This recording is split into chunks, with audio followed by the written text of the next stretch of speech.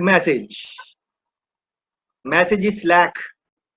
So Alicia is trying to talk with Connor with Connor, but the message is Slack.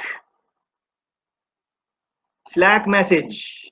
Try to reflect in your own life when you are sending someone a message, a Slack message, and you ask them, "Do you have a few minutes to talk?" When you, what would be? Put yourself in Alicia's shoes. Put yourself in Alicia's shoes, and try to imagine if you send someone a Slack message. Do you have a few minutes? What would be the mindset? What would be going in your mind? As Alicia, you are not really interested, less interest. And this Connor read it, and it makes him uneasy. Uneasy. So Connor is uneasy. Connor was the managing director of a firm, Capital Markets, P&H, Chicago-based boutique investment bank. So it is an investment bank. Connor is managing director. He is uneasy. Alicia is sending him a text. Do you have a few minutes? That is what is happening. And who is Alicia? Alicia is one of the directors. Alicia is one of the directors on his team. And he's managing director. Yeah. So she had been leading the upcoming deal with Microbase. So something is happening in the company.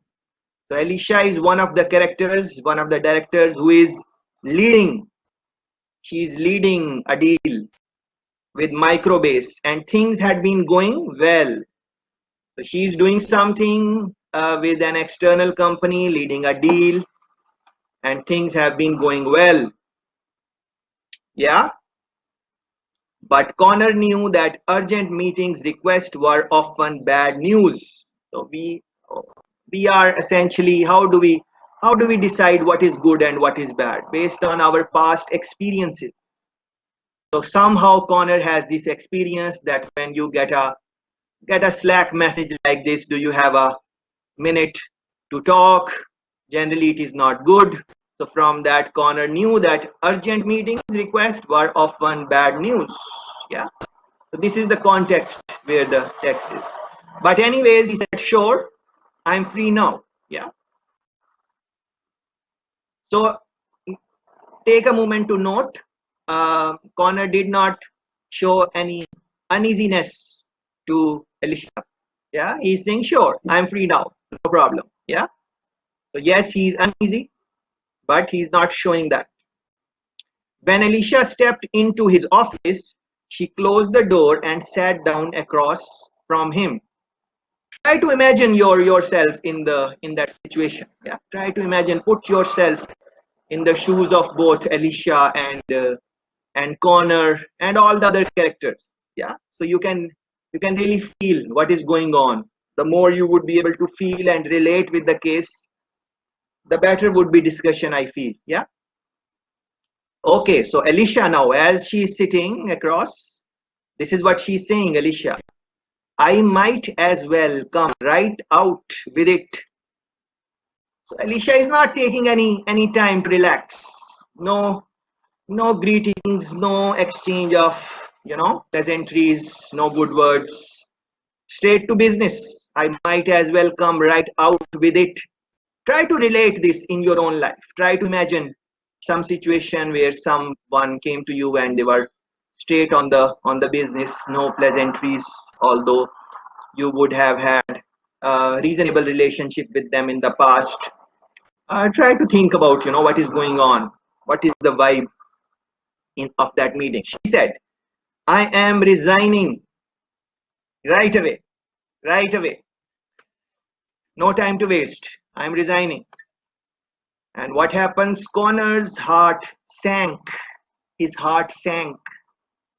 Try to relate with this word. Try to ask, remember a moment when your heart sank? Yeah, that's what you felt when your heart sank. That is what is Connor feeling right now. He was already uneasy. Elisa is leading an upcoming deal, important deal with Microbase. Things are going well.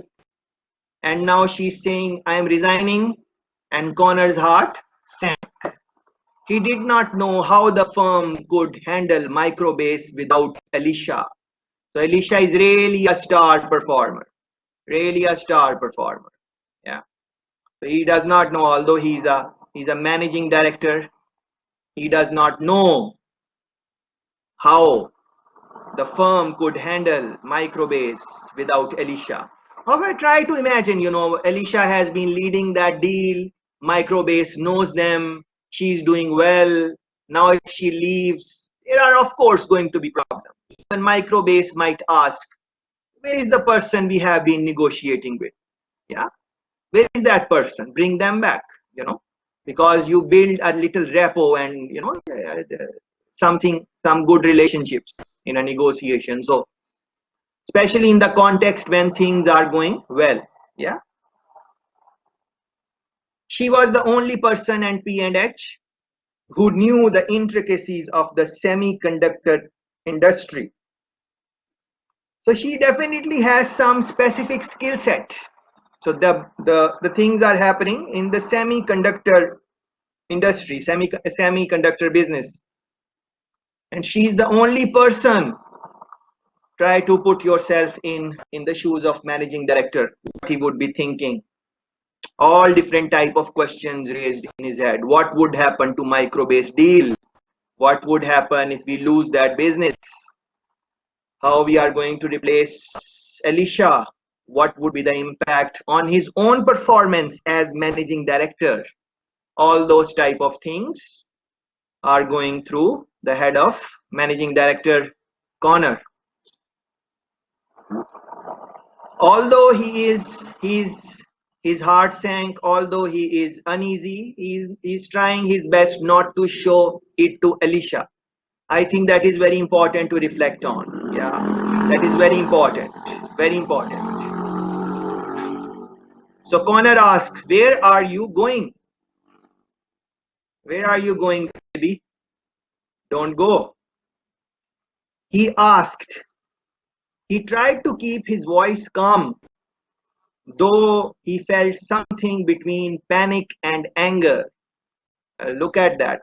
He is panic. He is angry. He is uneasy. His heart sank. But look at, he's not showing it to Alicia.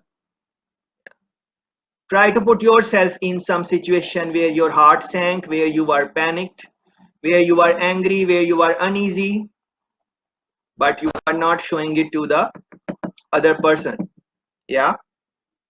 Okay.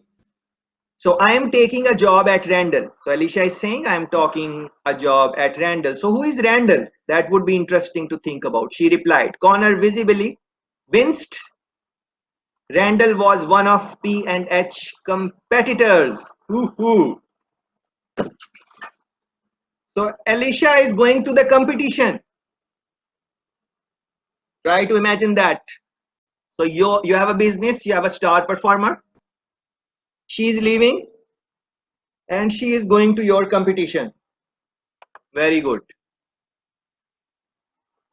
So although there are ethics and all those type of agreements between companies that when you leave, you will not disclose our information to others, but they cannot help it, What they know. In their strategy, they will use it somewhere, in their strategy. Think about that. Very interesting. Okay, so what is the offer from Randall, from the competition? So competition is Randall.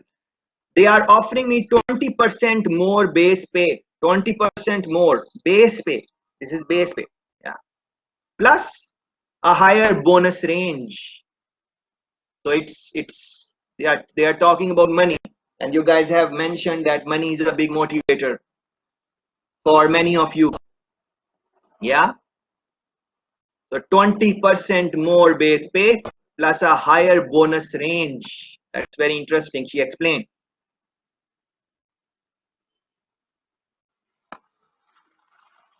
Look at this context. Just 2 months earlier, only 2 months earlier, Connor had asked Alicia about the rumors that she was thinking of leaving just 2 months earlier. Connor asked Alicia, well, I am hearing that there are rumors that you are thinking of leaving. Are you leaving? And what did Alicia say? Alicia had reassured him, and this is what Alicia is saying. We all get calls, of course, but nothing I would consider. Yeah, this is what Alicia said 2 months earlier. Connor heard that Alicia might be leaving. Connor asked Alicia, are you leaving? She said, we all get calls, of course, but nothing I would consider. Nothing, nothing, nothing I would consider. Huh? Smart Alicia. And what happens? Connor had believed her. Take note of this. Connor had believed her. So this also tells personality of Connor. Yeah, a couple of things you can note. Even when he was upset and all these things which I mentioned, he's not showing it to Alicia too much. Yeah, so he has good control on his emotions, reasonable control, and he seems like a straightforward guy.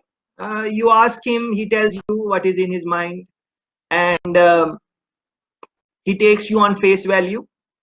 Yeah, if you say what you say, and if he trusts you, he trusts you, so he's not going to go over the rumors too much. And he asks her. It is not that he keeps it to his mind. He hears something, he hears some rumor, he goes to the person, he asks them, I am hearing this thing, what's up?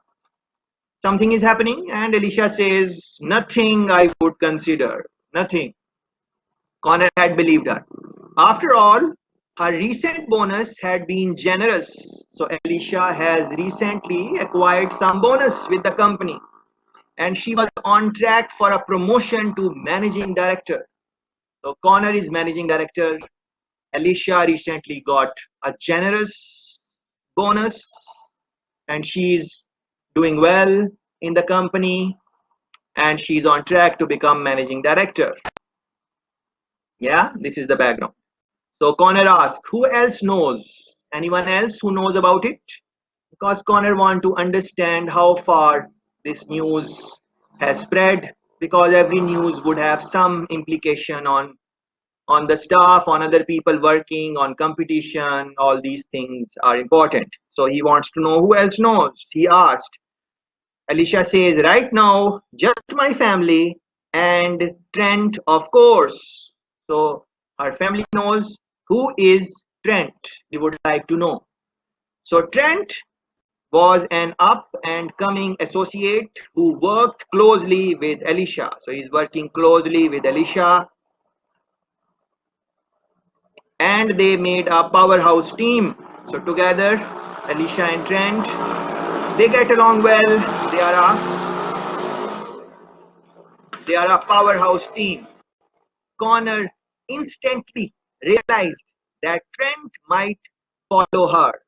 Yeah, this is the normal thing. Yeah, so when people leave a company, other people who are good, who work well within their collaboration, uh, they also they also leave many times. This happens. So when one top manager leaves, many times it is not that only person. He takes with him or her the other people who he was working well with. This happens many times. Yeah, you must have seen it also somewhere. So Trent might follow her. Yeah, and then they explained such moves were common in the industry. So it is not something uncommon. When top manager leaves, he takes couple of people who he works, who he gels with. Yeah, but it was good that Alicia had been discreet so far. So Alicia has not told so many people so far, which is good. If others knew that one of the firm's best bankers was about to leave for Randall, it could hurt morale. So if others know about this, that top performer is leaving, It can hurt morale, and not to mention the micro base deal.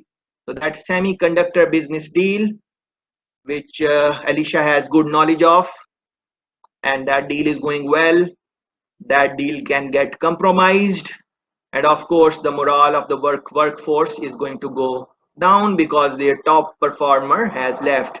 It is just like, try to imagine any sports which you watch, and then when the lead player is out of the game, then you start having some doubts what would happen to your favorite team.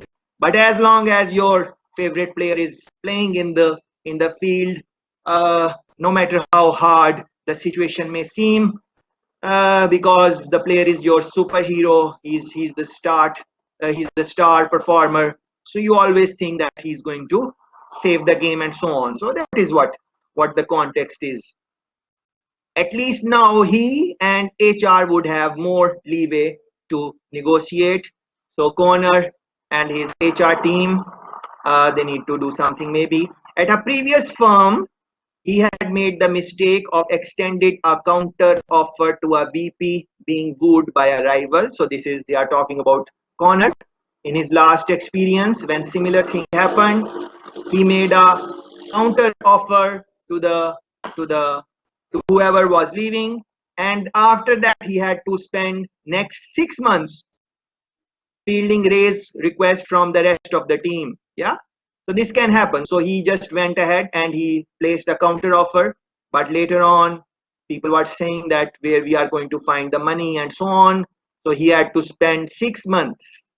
So this time he's thinking that at least now he and HR would have more leeway to negotiate what to do, how should we deal with Alicia, what other options we have, talking with HR and so on. That is what Connor is thinking based on his past experience.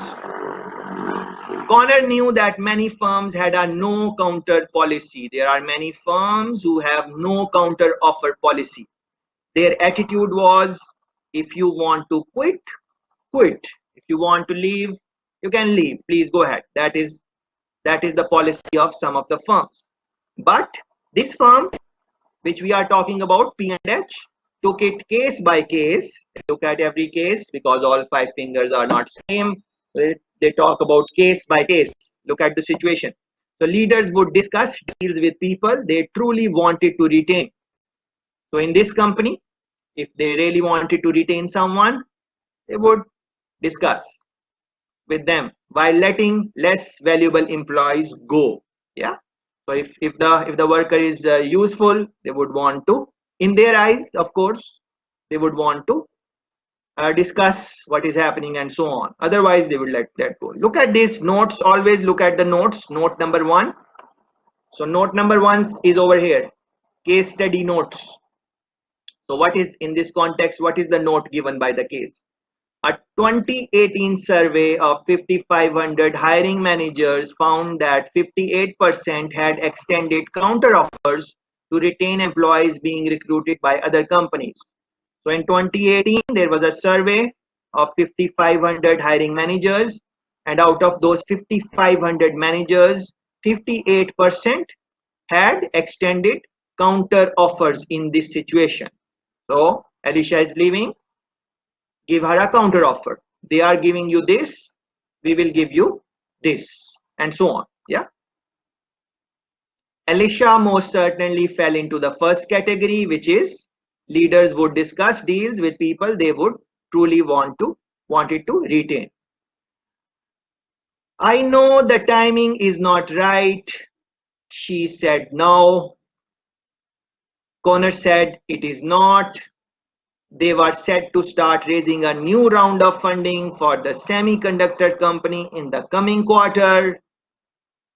But I am not only worried about micro base. I am concerned about you and your future. This is what Connor is saying. Please try to reflect in our earlier discussion. So we were saying in one of the discussion, in multiple discussions, we were saying that you want to change someone, you want to show them what is in it for them. People generally are selfish. They look for selfish in a good way. Selfish is not a bad word in the way I am using. So they want to secure their own, benefit, and of course they will give something in return. But if there is nothing in the deal for them, generally speaking, people are not interested in changing. Yeah. So this is what you should note. Please note this. Connor is saying, yes, I have some concerns about micro-based deals. I have some concern with the funding of semiconductor. Yes, but I am concerned about you and your future. So this is what Connor is saying. So remember, he was angry, he's upset, he's uneasy, he does not know what to do, but he's not telling that to Alicia. What he's telling to Alicia is, I am concerned about you and your future. We are one of the top boutique firms in the country. So he's showing his importance. So he's saying our company is one of the top boutique firms in the country. And then he asks a question. Why do you want to leave? Is it really about money? Please pay attention to the language Connor has been using and is using and will use in rest of the case. Try to imagine yourself when you are angry and upset and all these things going in your head, but still you are using this type of language where you are asking questions to probe, not to blame, to probe, understand, showing concern that you are concerned about the other person and their future. Because think about that. In this point in time, he could have said, look at this, the green highlighted section. Just 2 months earlier, what happened just 2 months earlier? Connor asked Alicia, I am hearing some rumors. Are you leaving? What did Alicia say? She said, nothing I would consider. So Connor could have easily said over here, instead of saying, why do you want to leave? Connor would have said, I asked you 2 months ago and you said, you're not going to leave. Try to imagine yourself, try to remember if you, I hope no one had any type of breakup or not, but that is not how life goes. Many of you would have experienced that. So try to imagine the other person is leaving you, and you are, of course, all those emotions which you were going through when the other person was leaving you. Connor is going through those emotions, and try to remember how did you deal with that situation. Not saying that you guys got angry and upset. I'm sure you guys dealt it beautifully also, but see how he is dealing. He's not telling her that, oh, you lied, you betrayed my trust. He's not saying that. He's asking, why do you want to leave? Is it really about money? So he's trying to think of some counter offer also. So he's trying to think, is it really about money? If it is about money, then he will start thinking about that. If it is something else, he will start thinking about that. He's trying to understand the underlying cause of leaving, of the change. So Alicia is changing her job. So he's trying to understand what is the deep down, what is the reason she's leaving. She recently got bonus. She's on track to become managing director. She's doing well with the deal. Why she's leaving? What is going on? That is what he wants to know. Yeah. Okay. Let's see what Alicia is saying. That's only part of it. So money is important, but Alicia is saying that's only part of it. I am just ready for a change, or I will be after the mandatory few months off. So this is also interesting. There is a note for this, note 2. Let's look at that. In the finance world, it is common for firms to require departing employees to take gardening leave. They call it gardening leave. And what is that? A period of paid time off before they start working for a competitor. Paid time off.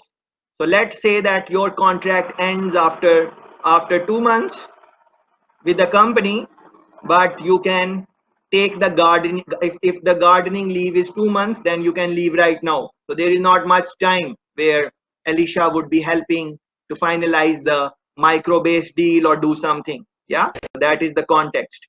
So again, but anyways, what is Alicia saying? I'm just ready for a change. Sometimes people are, now think about this.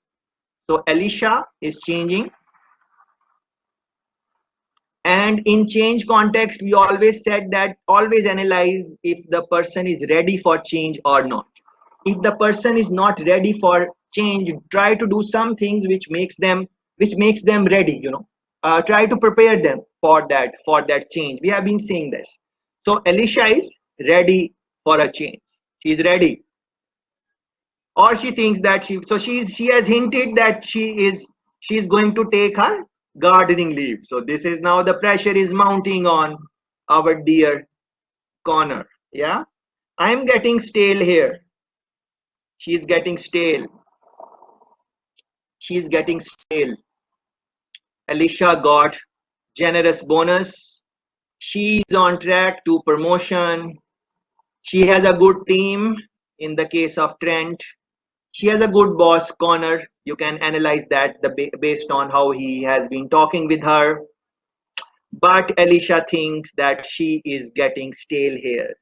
And I am really intrigued by the culture of Randall. Make note of that. So money, promotion, bonus, Trent, one of the best companies, all those things, yes. But culture is something which is intriguing. Alicia, culture. Try to reflect on the discussion of last week, please. Connor tried to read between the lines. So now Connor is trying to read between the lines, especially in the context when just 2 months ago Connor asked her, "Are you leaving?" But she said, "Of course not." So again, this time also he is trying to read between the lines. Did Alicia feel uncomfortable at this company? He's asking. Was she implying that as a black woman, she had been treated better at Randall? So there is something about the culture of that new company where Alicia is going in terms of black woman also. Remember that she's a woman, she's black, but she's star performer. So still maybe there is something about the culture of the current company, which is P&H, which she's not comfortable with. Yeah, look at this third note. So this is the third note. In a 2017 Gallup poll, black employees reported fewer opportunities to learn and grow at work than their white colleagues did. And globally speaking, we know that girls have a little harder time in trying to cross the ceilings in the corporate world and so on. This is not as much true. Maybe it is. I don't know, but it is relatively less in Jamaica, because Jamaica is a country where which has the highest number of female managers in the world. If not highest, we are definitely top three. So highest number of female managers in any country. I think it is Jamaica, but you can run the search. If we are not number one, we are definitely top three, something like that. Yeah, but still, women face all different type of challenges. Yeah, so this is the context. Please make note of this. Alicia, Connor said, "You know how much you are valued here."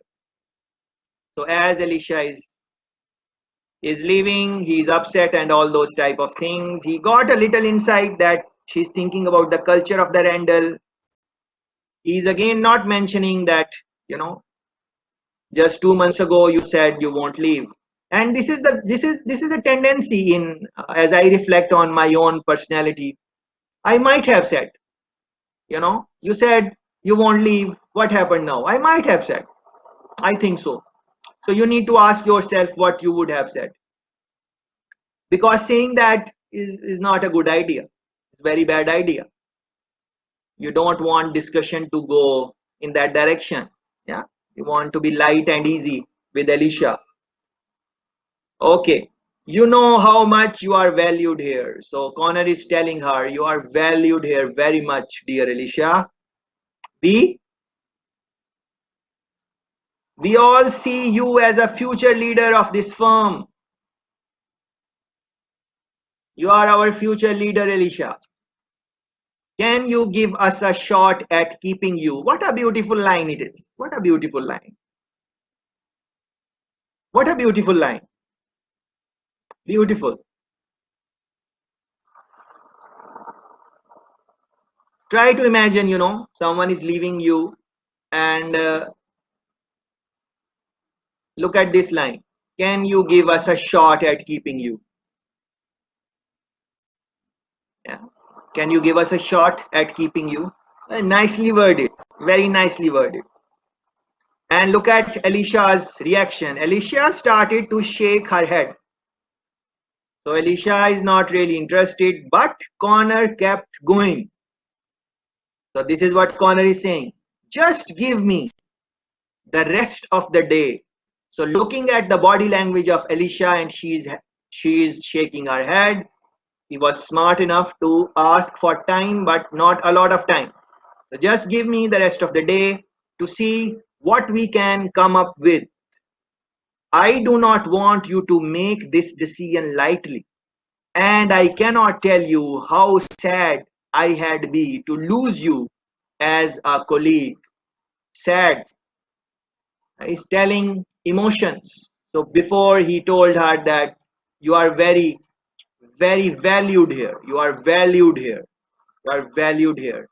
Then he tells her, we look at you as a future leader. Then he says, can you give us a shot at keeping you? Give us a time to think how we can keep you. There must be some way. He's asking her, don't want you to make this decision lightly.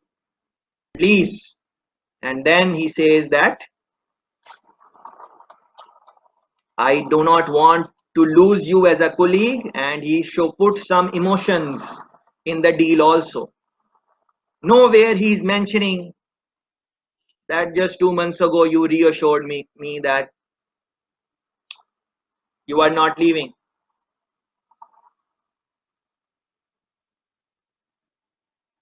As I reflect on my own self, I would have said that.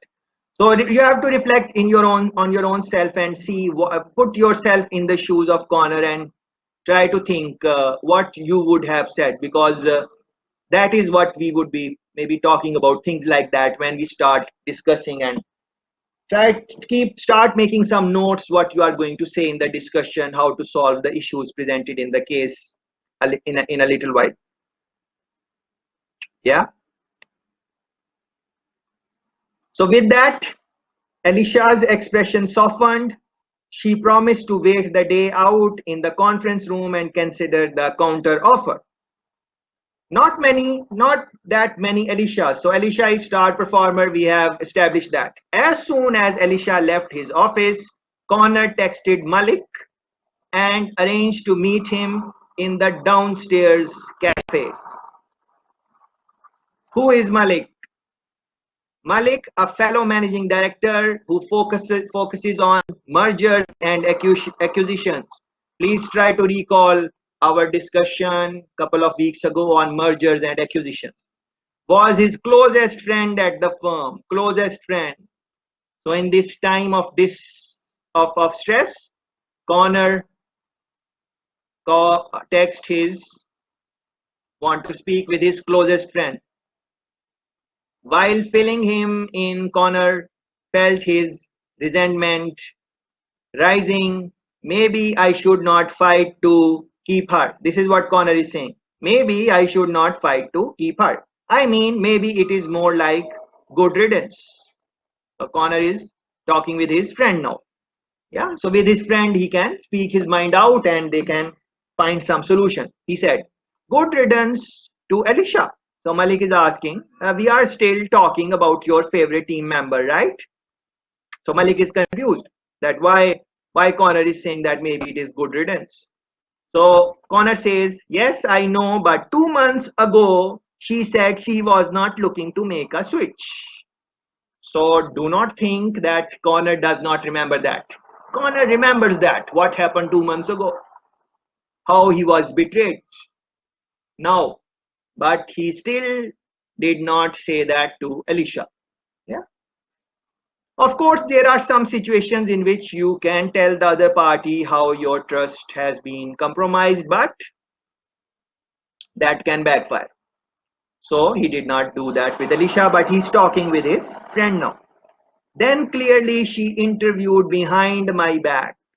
So Connor is saying behind his back, he is she's talking. She's talking with someone. Okay. So you feel betrayed, but did you really expect her to tell you that Randall was trying to poach her? No one does that. Yeah. No one does that. No one does that. Yeah. And try to think about it, Try to think about it. Try to think about this. Look at note number 4. This is note number 4. Do employees have a responsibility to tell their managing director they are job hunting? So the case raises a very good question here, which I would like you to answer in the later part somewhere.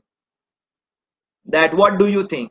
In this situation, Alicia should have told the boss, or she should not have. Don't take it as a discussion in a class environment. Try to think in the real world. In a discussion like this, we can always say yes, she should have told, and that is good practice and ethics and all those things. But try to think of a real world situation. In real world, people many times they don't tell that you are job hunting and stuff like that. And think about it, Malik continued. She is an incredibly, make note of incredibly talented black female investment banker focused on tech. Of course, she is going to get offers. Yeah, she's going to get offers. She's not going to tell you. Yeah, people are going to ask her. Anyone who has something, yeah, people are going to ask her what is happening. So look at note number 5. Many companies recruit minority candidates, but black managers tend to be promoted more slowly and experience less support at work than their white peers. So this is a fact, generally speaking, across the globe. The companies do recruit minority candidates just to make the portfolio look diversified, but then they have problems in promotion, experience, support at work from their white peers, and so on. Yeah. Connor had to admit that he knew how much in demand talent like Alicia was, but he had let his conversation with her to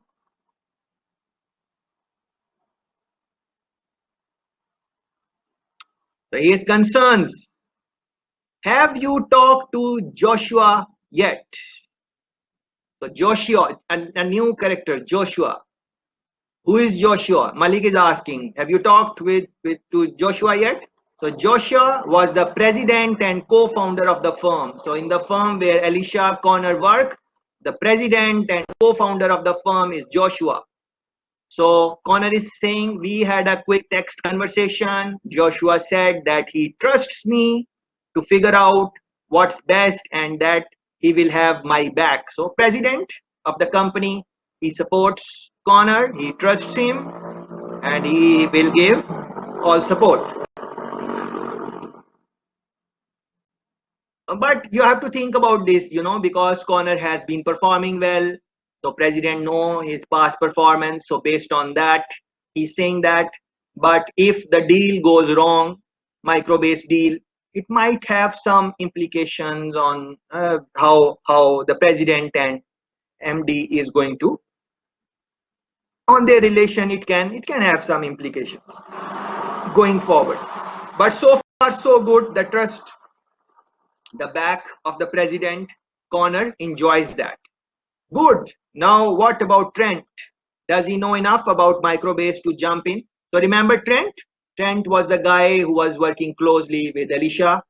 So let's see. He's smart and he knows a lot. Trent is smart and he knows a lot, but he's more junior than Alicia. He's junior and the client is not going to see him the same way they see her. Of course, I will have to step in myself. So Connor is saying he will have to go in himself if Alicia leaves, and I'm already spread thin. He's doing so many things already. It will be very hard for him to go in. Plus, I'm sure he has got an offer from Randall as well. So Connor thinks that just like Alicia, Trent also has received some type of offer from the competition. Okay, here is your game plan.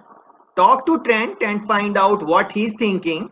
Then have HR get on the phone with some recruiters to see who else might be out there. So the friend is giving some ideas. He's saying, okay, you have support of the president. Speak with your HR. Try to see who else is there. Meanwhile, speak with HR. Otherwise, on the issue of Alicia, what are the other options? Can do that. And also speak with Trent to find out what he's thinking. So this is what the friend is saying. Connor rolled his eyes. Of course, he needed to consider external candidates, but given P&H hiring protocols, there was no way he had have someone enroll soon enough to get moving on the microbase. So structure and the style of HR and all those of the company, it seems that hiring will take some time. So he won't be able to get someone quick enough to move the deal with microbase. Yeah. If I were you, Con, I had put together a counter offer. So the friend is saying that put a counter offer to Alicia. Now again, I would want to ask you guys, and you guys will participate in the discussion once I'm done with going through the case study. That what do you guys think? Should counter offer be made? Should it not be made? What is your thinking? We would like to talk on that in a moment. Let's look at note number 6. Yeah, 6. CEB data shows that 50% of employees who accept a counter offer end up leaving within 12 months. So there is some data.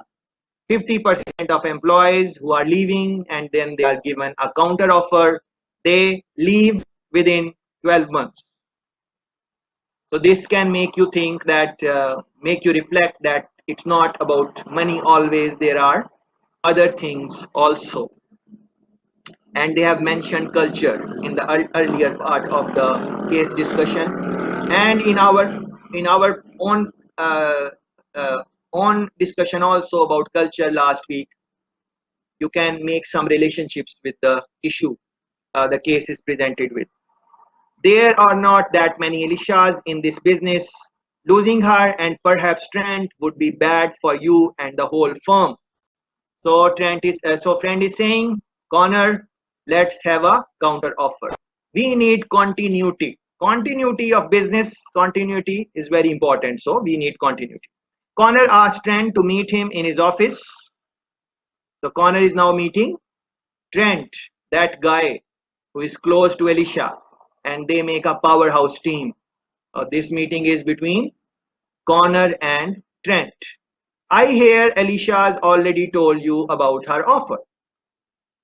Connor says, yes, she has. It seems like a good opportunity. Connor asks for her, meaning that, is it the case where you are also approached? Of course, Trent replied, and for me too. Yeah, both of them. So Connor asks, you are thinking about going with her? So Connor is asking, you are also leaving, Trent? So Trent is saying, well, Randall's made me an offer and it is more money. Again, money. Yeah, more money. But I have not accepted yet. So the offer is there, more money, but Trent says that he has not accepted yet. Connor knew that pay was often the primary motivator for bankers, but other things also matter. For example, the culture of the firm, the reputation of the firm, the opportunities of the firm, and a good team leader. And we have been discussing all of these in our discussion throughout the semester. Please try to make some linkages. He believed that Trent had to care about P&H cachet, management support, and the possibility of an early promotion. So what can be offered? What can be offered? Management support, which Trent enjoys. Possibility of early promotion, that can also be tempting. So on. Ordinarily, such rapid advancement for an associate would have been out of the question. So for a person who is junior, like Trent, not easy for him to get such a rapid advancement. But if Alicia were really walking today, elevating Trent was probably Connor's most time and cost efficient option. So time and cost, yeah, two things. Let's look at number seventh pointer. Some experts argue that counter offers are more cost effective than internal promotion or outside hires. So it is, some experts are of the view that make a counter offer because it is more cost efficient than internal promotion or outside hires. In other words, some experts would argue that give Alicia a counter offer that might be better, especially in the context where Trent is a junior, not much experienced, and so on. I cannot promise anything yet, Trent, but I am wondering if a promotion would entice you to stay. So Connor is giving a bait. What Trent says, that would definitely make me think twice, Trent said, looking pleased. Look at number 8 now. In a 2017 survey, close to 40% of senior executives and HR leaders agreed that accepting a counteroffer from a current employer will adversely affect one's career. 40% of senior executives accepting a counteroffer from a current employer will adversely affect one's career. 40% of senior executives said that. Keep that in mind. Okay, so as Connor's personality is, he's straightforward. This is what he's saying. To Trent. So he's saying, I will be straight with you. If Alicia leaves, and I am still hoping she will reconsider, I had preferred to bring in an established banker with the same level of experience that she has. But I might not be able to do that for a variety of reasons.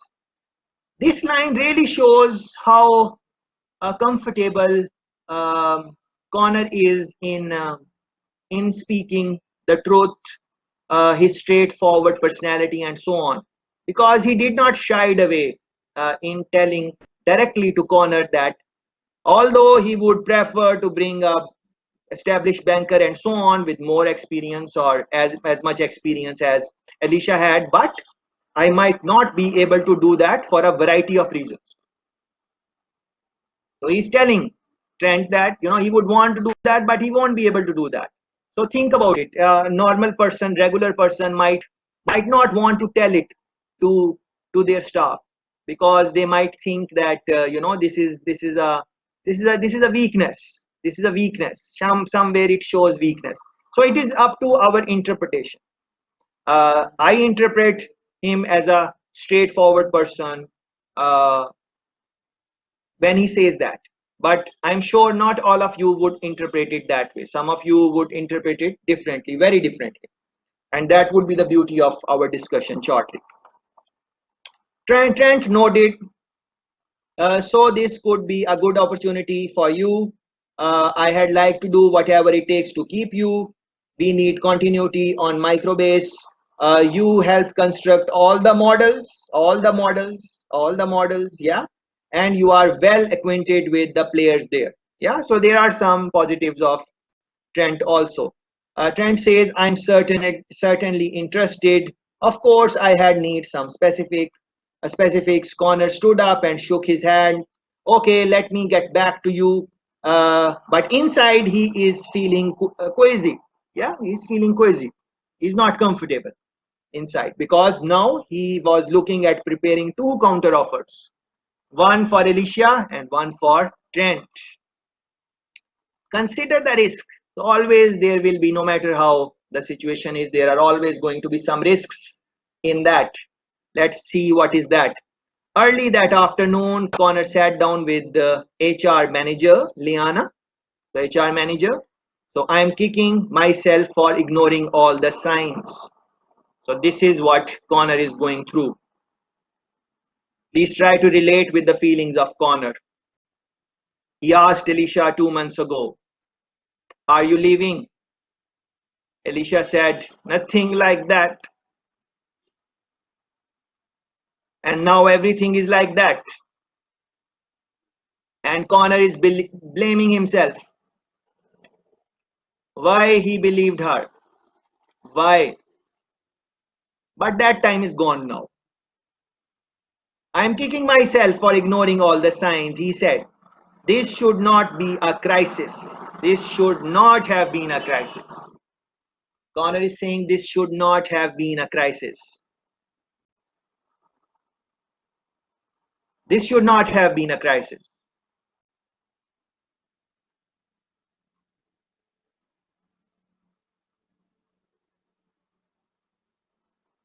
Connor believed her.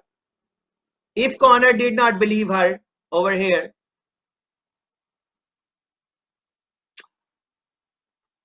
and it is not the matter of belief, nothing wrong in believing her. I would have believed her also if I were there. Because you trust the person, so why should you not believe? But as you believe her, there could be some other things which Connor might have done.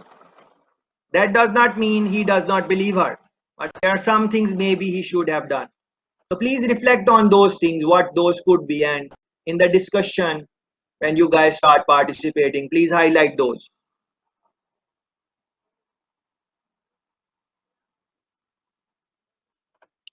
So that is why he is kicking himself for ignoring all the signs. This should not be a crisis.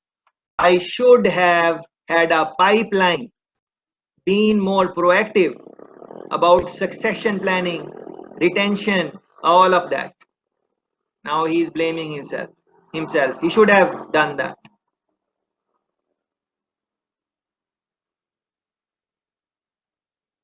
But you know, you when you are he's managing director, he's extremely busy. There are so many things he has to do every day and so on. It is easy to say now that he should have been more proactive, he should have been succession planning, he should have thought about retention, all of it. But right now it is a crisis. Look at point number 9. What exactly should Connor have done to prevent this situation? This is the question the case is raising. So please take a moment as I'm talking. Reflect on this question also. What exactly should Connor have done to prevent this situation? There must be something he should have done. So think about that. We'll ask you shortly. So HR manager Leanna did not respond immediately and he suspected she agreed with him but did not want to rub salt on his wounds. Anyways, so Liana's HR manager is saying, let's go over your options. She said, jotting down counter. So this is one offer, one option, counter offer. Promote Trent, give her the job of Alicia, and external. Try to find some external person to replace. And I like this line. It shows that Connor has not lost his sense of humor. It is always difficult to laugh on yourself, on your own mistakes, but It helps in change situation when you are going through stress. So if you have the ability to look at your mistakes, what you have, the blunders you have committed, and laugh a little bit on that, it helps. So he's saying, I guess go back in time is not really one of my options, is it? So he's saying going back in time is not my option. My option is counter, promote, and external. Afraid not, Liana said. Now I talked to two of our recruiters earlier, and they did not sound hopeful about finding someone with Alicia's expertise in semiconductor conductors. There are people out there, as you know, but most of them have made moves recently, and none of them have a high profile. So they have looked outside a little bit. They are not finding a good, reasonable replacement. She's one of the few women in this field. I realize that, and one of fewer women of color, which may be why she is considering Randall. Randall is known for their inclusion initiatives, culture, and they have got great diversity on their executive team. Culture. Number 10. Fewer than 5% of Fortune 500 board seats are held by women of color. Fewer than 5% of Fortune 500 board seats are held by women of color. So that makes Randall an interesting space. And we don't, Connor acknowledged. So Connor acknowledged that we do not have inclusion initiatives. We don't have great diversity and so on. So HR manager is saying, no, not yet, but we are working on it, and we should be sure to communicate that to Alicia. So HR is doing something to bring inclusion, diversity, all those different things which we were talking about, culture also. I don't want to repeat those, so try to reflect on them. Are are those are those recruiters looking only at big firms? So Connor is asking, where are you looking? Uh, are you only looking at big firms? We should check the smaller regional firms too. That's where Alicia came from. So Alicia came from a smaller company. That's why maybe Connor is asking, where are you looking? I will follow up with them. So HR manager is saying that she will follow up with her team on where they are looking, but I think there is a pretty limited pool to choose from right now, given how hot the semiconductor industry is. Besides, even if we found someone, the hiring, relocation, and onboarding process usually takes 2 to 3 months. So even if we find someone, it's going to take 2 to 3 months, and longer if we have non-competes to deal with. Who is going to cover microbase in the meantime? Time is of essence.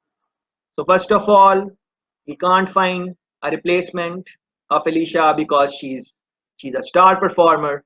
Even if we do, the culture of this company is that it takes a lot of time, 2 to 3 months, to do all those things: hiring, relocation, onboarding. And we know that even once you are hired and you go in the new company after 2 or 3 months, still you need a little bit of time to adjust in the new culture, new way of doing things, and so on. It's a long process. Trent Wood, Connor said, he is Alicia's number two. So he's asking who is going to cover microbase in the meantime. Connor is saying Trent Wood. Then I had leaned towards promoting him. So HR manager is saying that if it is the case where Trent can do the job of microbase, HR manager is saying that she would like to, she leaned towards promoting him, promoting Trent. On the other hand, Connor's friend Malik, he said that he would lean towards making a counter offer to Alicia. So we have had both options given by two different people. Malik, close friend, coming from merger and acquisition firm, lot of experience. He's saying make a counter offer to Alicia. HR manager of the company, she is leaning towards giving promotion to Trent. So please think in your head and space, what would you have done? Where are you leaning towards and why? What is the solution for the case? We talk a lot about internal advancement here. So HR manager has a case on this. Why she is saying this? HR manager is saying we talk a lot about internal advancement in this company, and this is a chance to put our money where our mouth is.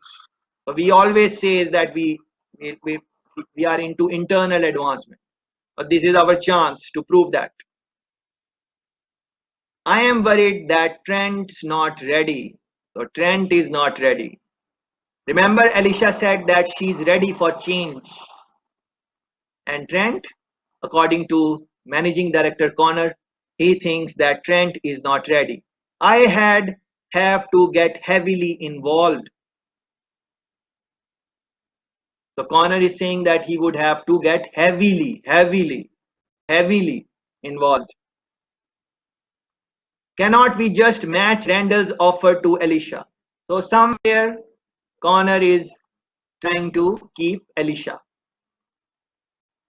Although Alicia went against his back for the interview, although Alicia was not very straightforward, although Alicia lied. Yeah, try to reflect on that. HR side, money may not be what matters to her. So HR manager understand that it does not seem like money. It is very clear to her, HR manager, that the culture of the competition, that is also something which Alicia is considering. It is the first thing she mentioned this morning, Connor said. Money. That's the first thing she mentioned.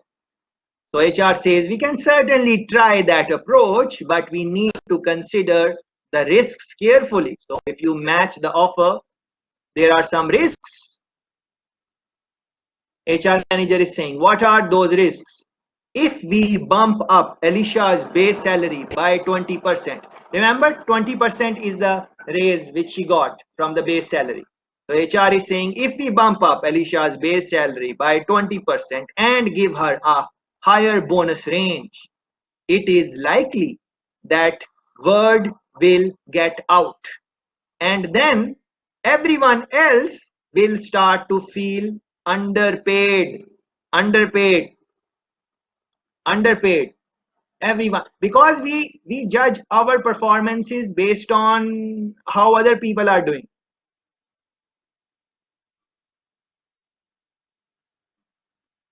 Any country where only 100, 200, 300 people have died because of COVID-19, although it is not only, it is a good amount of number, 200, 300, 500 people die because of COVID.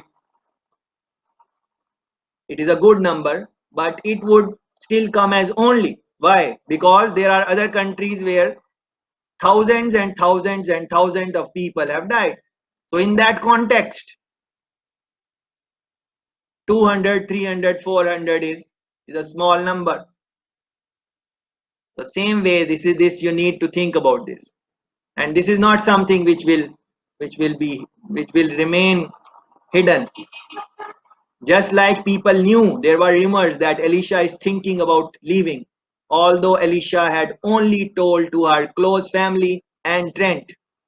Still, people knew 2 months earlier that Alicia is thinking about leaving. People will know in time that she is given a raise, how people will deal with it. On the other hand, it is important to keep Alicia.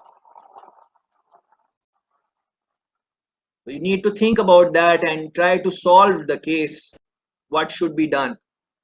And I don't have to tell you how corrosive that can be to a culture. Again, coming back to culture. The culture of Randall is better than us. They are more inclusive and all that.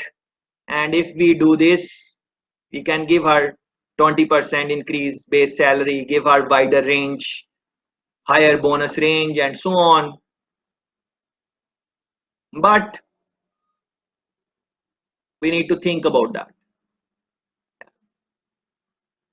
This is where we are, guys. So Connor sighed heavily. What am I going to do? He thought. I need to have a plan by the end of the day because he has taken only one day from Alicia.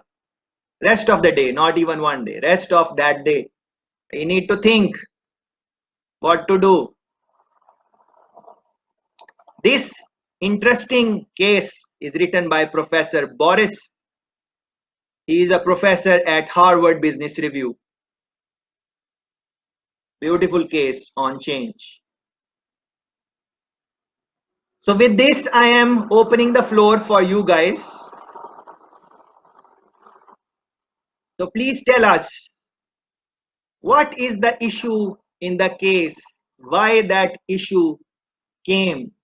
How that those issues, what are some of the things which could have been done that those issues would have never come? More importantly, now that the issues are there, how to deal with those issues? There were some questions raised in the case. For example, do employees have a responsibility to tell their managers they are job hunting? What do you think about this? Maybe you can talk about that somewhere. What exactly should Connor have done to prevent this situation? Is there anything which Connor would have done to prevent this happening? But anyways, more importantly, what should Connor do now? This is how they are sitting. Alicia tells Connor she's leaving to join a competing firm.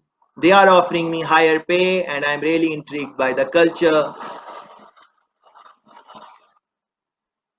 The guy telling her, you are valued here. Can you give us a shot at keeping you?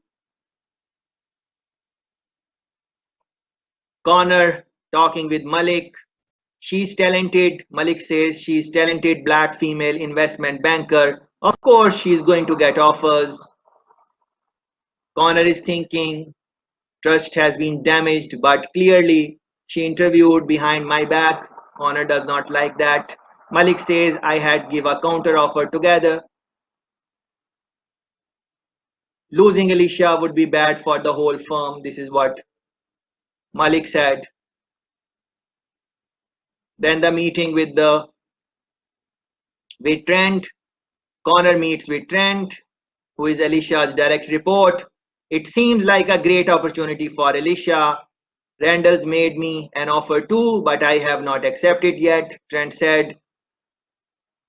The CEO, managing director says, could a promotion entice you to stay? And Trent said, yes, I'm interested, of course, I had need specifics. So you can also talk about how should they approach in giving the offer to Trent. Maybe that is one thing. And then the meeting with the HR, the recruiters did not sound hopeful. Connor meets with HR. HR says, I'm leaning towards promoting Trent. Connor says, I'm worried he's not ready. Can we match Alicia's salary? HR says, money may not be what matters to her most. And if we bump her salary, everyone else will feel underpaid. This is what the case is about.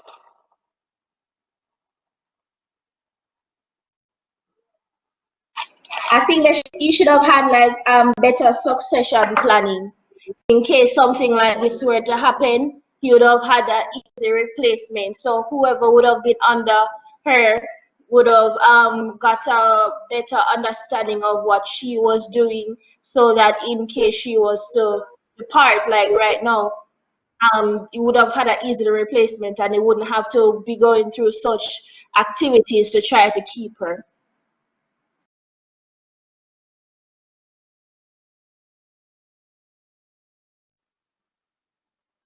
Yes, so you are talking about succession planning. Yes, that is true. But that is true in the hindsight. Yeah, succession planning. Why do we think that he did not think about succession planning? He seems a smart, reasonable guy. So please try to explain our friend who mentioned that succession planning is important. What do you think? Why he did not think about succession planning? Uh, any thoughts on that, please? Yes, he should have done succession planning. Yes, he should have thought about retention and all those things. But why? Why he did not think about that? Any thoughts on that? The friend who mentioned succession planning or anyone else? What do you think? Hi, afternoon, sir. So I have a few points that I wanted to raise. So first off, let's tackle where he is currently. Based on the things in the case, I don't think that the young lady is gonna stay, based on the things that we've read so far, right? So for me, I would, if I were him, I would re-raise with her the option, asking her again to stay, and talk to her about what we have coming up, and the fact that she really is valued, and I guess like lay out something for her in terms of success, not succession, but promotion, right? But I really don't think she's gonna stay. That's one. Two, I think that Connor, based on the case, is like a Jenna boss, because I've had bosses before who were really horrible. And they were not as caring, and they would have taken the opportunity to re-raise that whole point about him asking her 2 months ago. So I don't think he's an unreasonable person, and based on that, I really think she also, if she seems sensible and level-headed, then she would not have left just because of money.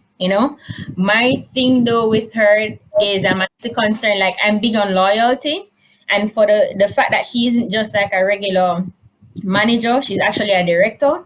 To me, that would hurt me, because one of the things I tell people all the time is, if I do you something, just tell me straight up. I'd prefer you do that, and then we'll hash it out, rather than you walk around and I don't know. Like, I can't fix a problem I don't know. So I think, like, for me, that was my one mark against her, the fact that she didn't do that.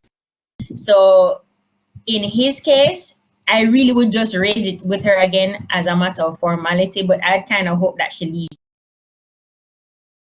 To be honest, that's what I would do. Regarding Trent, the same. I would clear my desk, get more involved in it, let him know that we can't offer him anything right now, but we'd love to keep him around. And depending on how he performs and handles himself, there's an opportunity for growth for him. But I wouldn't send him up either, because that sends the wrong message. I think it sends the wrong message to him, and it sends the wrong message to other people if it gets out, because to him it's just like, the next time I need to get more money, I'll just say, okay, I'm being poached, so therefore I'm hoping that since I'm integral, they'll move me up. I feel like in his case it was more of a money play than a cultural reason to leave, or a genuine reason to leave. I feel it was more money in his case, right? So with all of that said, I would ask her again, but I really would hope she wouldn't stay, because as I said, to me, loyalty is a big thing.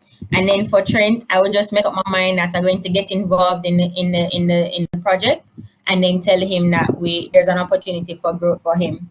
Two other things I wanted to mention though, like in terms of fixing it going forward, I think that what they needed to have done was to have made a better project team, where even if, so Trent was backing up this girl, right, Alicia, she needed to have somebody else below her or working with her that sort of understands also what she's doing, even if they're not as strong as she is, or even if she's not. So even if she's a project lead, there's like an assistant project lead. You can't afford to if you're dealing with something so major, you can't afford to have one star player and a backup.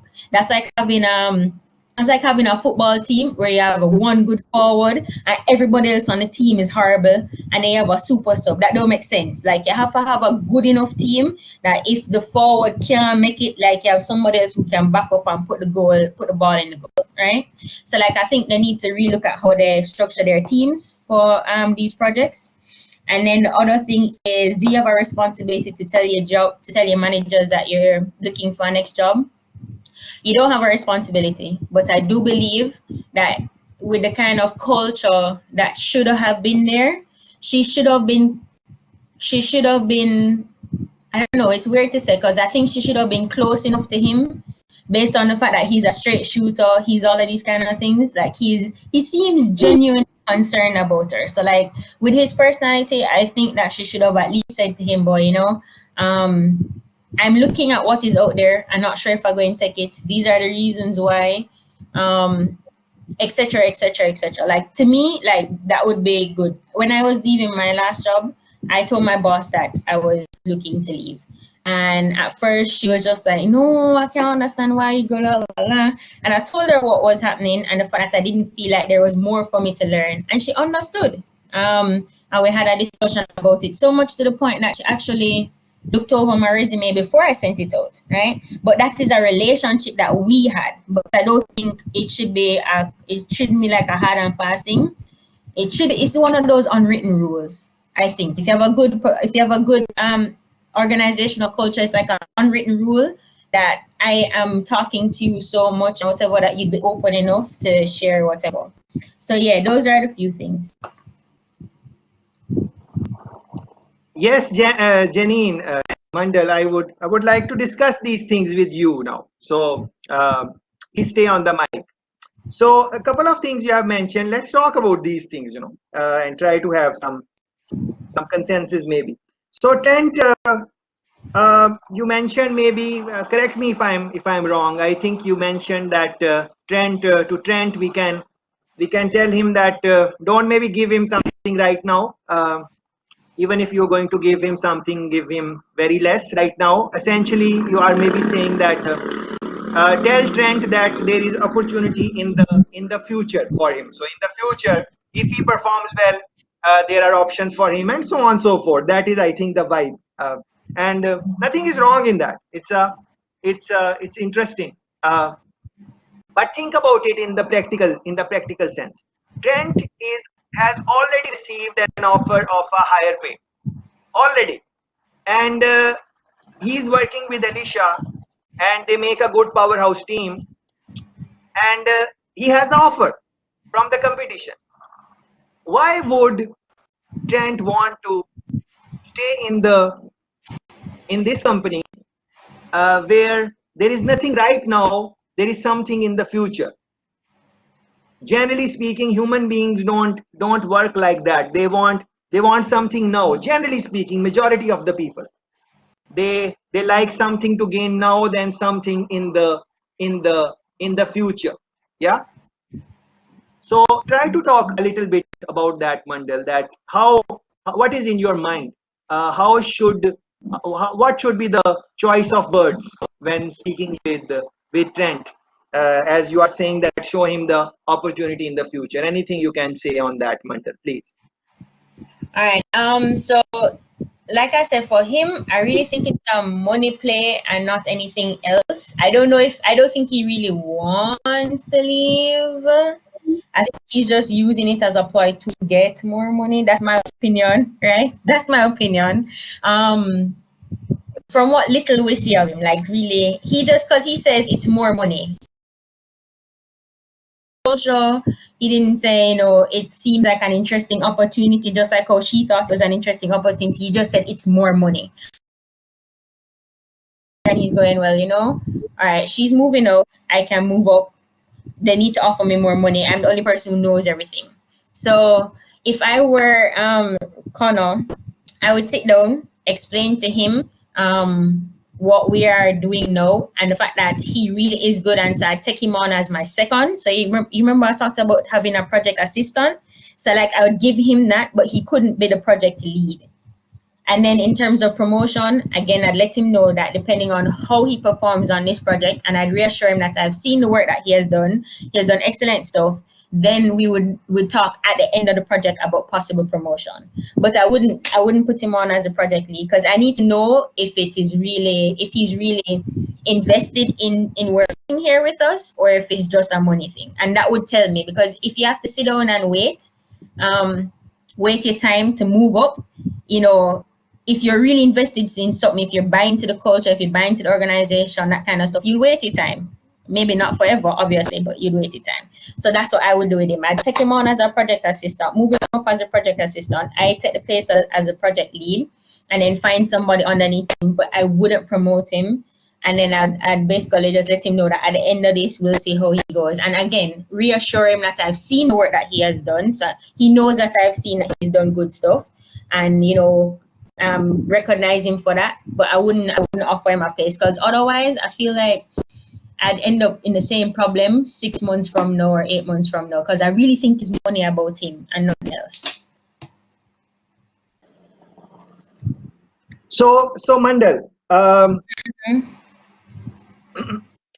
as you mentioned that you have the feeling that he's just using that situation and he might not leave. Yes, so that is a possibility. He might not leave, but don't you think that with that strategy which you have, we are risking too much, because Alicia is going to leave, and if Trent also leaves with her, we don't give him anything tangible right now, and we talk about future and all these things which you very nicely mentioned.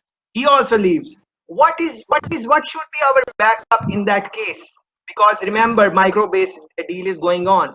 So Alicia leaves, Trent also leaves. What is our backup plan in that case? What do you think about that, please? And you don't have to answer this. We are just having a conversation in this. These are very hard questions. Yeah. So yes, so what Mandal says makes sense, because you cannot give some promotion or something like that to Trent right now. But if you don't, and something happens, and Alicia is leaving, and with Alicia, Trent goes, and maybe a couple of other people also goes with that. It can be a very tricky for the situation, for the business to keep moving. Very difficult, very difficult, and especially in the context where Alicia is a star performer. They have said in the case multiple times that it is very hard to replace her. There is no one in the company with the expertise which Alicia has, that type of capabilities she has, and not just in the company, even outside the company. It is very hard to find a replacement for her. Very hard. Yeah. So in that context, please go ahead. Sorry, can I just say something? No, nobody's irreplaceable. It might be hard for the first couple months, but nobody's irreplaceable. Trust me on that one. And sometimes you'd be surprised that there are people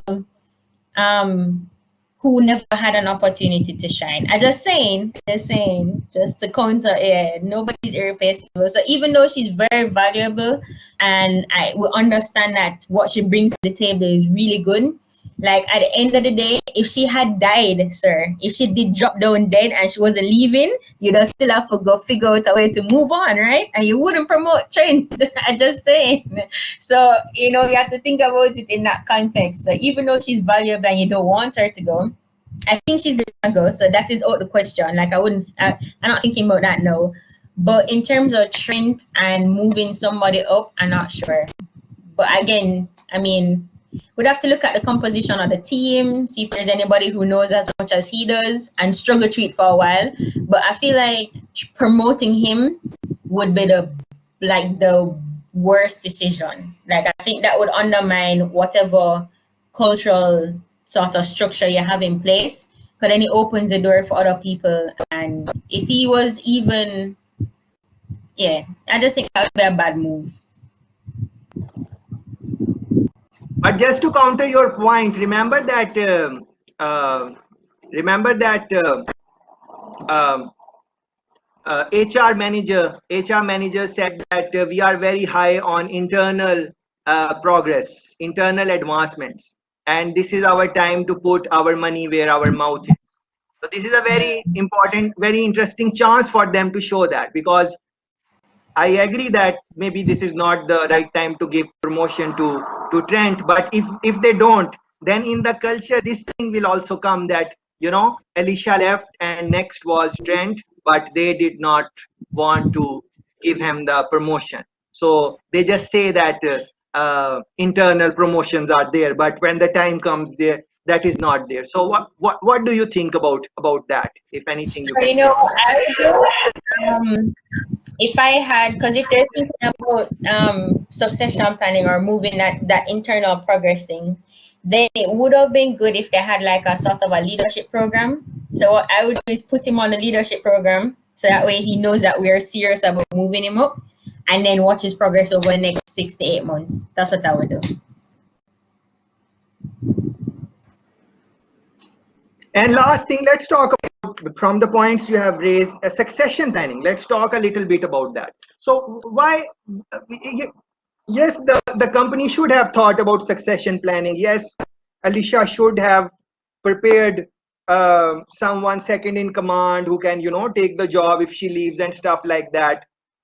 Succession planning is important. They should have done that. But why do you think the HR did not thought about that? Connor did not think about that. Alicia definitely did not think about that. And now Connor was also blaming himself that this should not have been a crisis. He should have been more forthcoming. He should have made some arrangements in that 2 month period maybe, or even before that. So essentially, why these things happen? Why people don't, when things are going fine, they don't plan for succession planning and so on. What do you have to say in that, please, Mandal? Complacency, sir. Complacency. I think based on the case, we can assume that they're one of like the reputable firms, like one of the top whatever firms, because she's there, right? She's a star performer, etc., etc. I don't think she would have ended up there if it wasn't one of those type of entities, right? That's one. Two, in this case, I blame HR, because with everything that a managing director has to do, HR needs to be more strategic in their in supporting the business. And so you're supposed to be looking for those loopholes and fixing those areas well in advance. When a managing director he's worried about budget, he's worried about staffing, he's worried about so many other things, it's your job to support his business objectives or the company's objectives. So that's why I think that HR really slacked off. And plus, they did say that they're looking into doing internal stuff. So it seems like they didn't have something before, but they're now putting something into place. But complacency is what I think happened to them. Excellent contribution to the case. Thanks very much, Mandal, for having a data discussion with me on this. I'm sure everyone benefited from that. This point which Mandal made was very interesting in the last part, where she's saying that HR did not do their job properly. So Connor, yes, you can blame him, you can blame other people also. But it is essentially, it is HR's job that, if this person leaves, do we have some replacement for that? How we are dealing with that? So they did not do that thing. I want to reiterate one point which I have mentioned multiple times in the semester. I want to reiterate it in this point in time. That point is that you have to foresee the change and then plan for that. Plan for the change before change happens.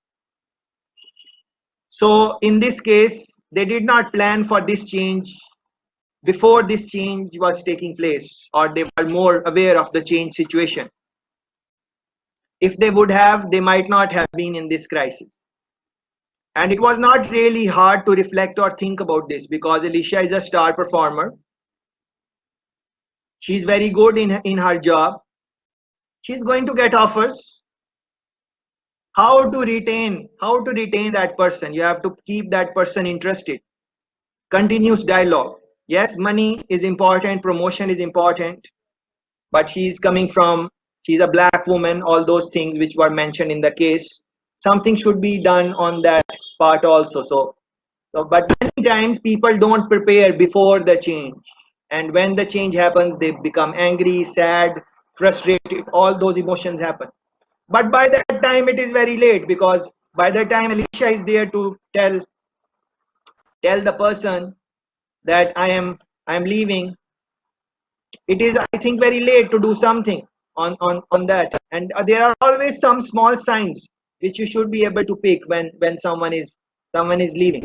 There must be some small signs, especially after the rumor. I think Connor should have uh, should have done something. Yes, he believed Alicia, that whatever she's saying is true. Yes, that is fine. But as he keeps believing her, he should also have started thinking about some backup plan or something like that. If, and most likely she is going to leave, she has made up her mind. Even if she stays, she might leave after some time, because this thought has come to her. Uh, there are some things which can be done that she does not leave, but at least once she is going to leave. Then maybe she will come back after couple of years or months, depending on what happens in that company. But for now it feels she will leave. So she is leaving, and Trent has received the offer. So same question which I asked Mandal, I can raise that question again, because Livingston is saying the same type of thing. She's saying that Trent, I'm not going to offer him something right now. No, I will ask him to continue performing, and based on his performance, eventually he will get the raise. But the question again, that is a very tricky question. And of course, what Mandal said is right, that no one is irreplaceable. Things happen, when someone leaves, it kind of, it's the tension is there. It becomes a little difficult in that time, but eventually things settle down. And Mandal gave a very interesting example, that what if Alicia would have died? Yeah. So what if she had died? Yeah. So that mindset is interesting to think about it. But the question is that if Alicia leaves, and with Alicia Trent leaves, and with Trent couple of other people leaves, it is going to really bring the company down. They can always come back, but we don't know how important that deal is for them. They have mentioned it couple of times in the case, 3, 4, 5 times, micro base deal. They want to keep that also. And if she leaves in 12 months, no problem. So Kennedy is saying that give a counter offer uh, to Alicia, and if she leaves in 12 months, then no problem. But right now, give her a counter offer. Right now, in this moment, don't let her go. Give her a counter offer. At least try. At least you can say, well, I tried to keep her. If she has left, she has left. On the other hand, Mandal mentioned that Alicia is going to leave anyways. Even if you keep, she's going to leave. In the notes also of the case, they have mentioned that majority of the people who are given a counter offer, they tend to leave. But this is what Kennedy is saying. He's saying counter offer Alicia, and if she leaves in 12 months, no problem, because in that time we would give Trent the needed experience to replace her. Very interesting. Very interesting. So Trent is not ready. Take 12 months from Alicia. Even if she leaves after that, Trent is the new hire. Also not many people she informed about her intentions, so would not affect culture much. That is interesting. And Mandal has said that I kinda like this suggestion. My problem would be managing the other people expectations. That is very interesting point. So Mandal is saying that Kennedy's point of view is interesting. We can think about that, but it would have some implications on other people's expectations. Expectations. Other people would know that Alicia was leaving, and they made the counter offer, and this happened, and now they are preparing Trent. There might be other people in the company also. Now, how to manage their expectation, that is an interesting thing to reflect on. Anyways, moving along, let's see what the what the two experts who read the case, what are they saying. Should Connor match Alicia's offer? Should they match or overdo, promote trend, or try to find an external hire? What should they do? So there are two experts. We are going to go through both of them. Connor should extend a counter offer to Alicia with her future opportunities and P and H as the centerpiece. So Connor should give a counter offer and future opportunities as centerpiece. That's the approach we use at our company. Rather than offering an immediate pay jump, we lay out a roadmap that explains what it would take for the employees to reach his or her goals. For example, if you do this in this time, you have to do this in this time, you have to do this. If you meet your goal, then we will give you step-by-step progression.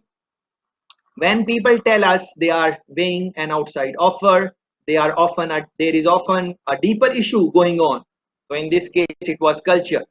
They may not understand their long-term prospects at the firm, or their managers may not be developing them to their fullest potential. So you have to think about this. So in this situation, you might want to think that people understand how they are viewed, what are their long-term prospects, how they will progress in the company. That is very important to let them know, because remember that this person is a star performer, exceptionally good in their job.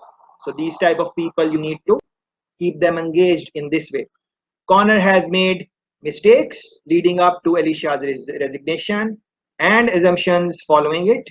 For example, he presumes that she might be leaving because of cultural issues, but he has not tried to confirm this. We're not really sure, according to this expert, why she is leaving. Is it really culture, or maybe there is something else? His first step should be to find out more about Alicia. Why is she really resigning? Why is it important to find out more about Alicia? Because the offer needs to be tailored based on what she wants, what she desires, what she requires. It is all about her. It is not about company. It is not about microbase. It is not about Connor. Right now, you need to understand where Alicia's headspace is and give her what she really wants right now. Why is she really resigning? So these type of questions might help you understand what is going on in her head. Is it because of salary? Does she not see a future of herself at the firm? What is the reason? If it is true that Alicia is leaving because she perceives the firm's culture to be discriminatory or unwelcoming, then Connor should give her an opportunity to help fix the issue for herself and others, perhaps by offering her a role in addressing presentation at the representation at the firm. So maybe involve her, because it is change. So in change, when you involve the people who are stakeholders, the likelihood for change to be successful becomes higher. However, if money is the core issue, then Connor might need to let go Alicia. If it is money, then maybe you should let go Alicia, because guess what? You will give her a counter offer now. What are what if the competition also gives her a counter offer? So competition, she was getting 80,000, competition gave her 100,000. Now she's going there, you make a counter offer, you give her 120. What if the competition gives 140?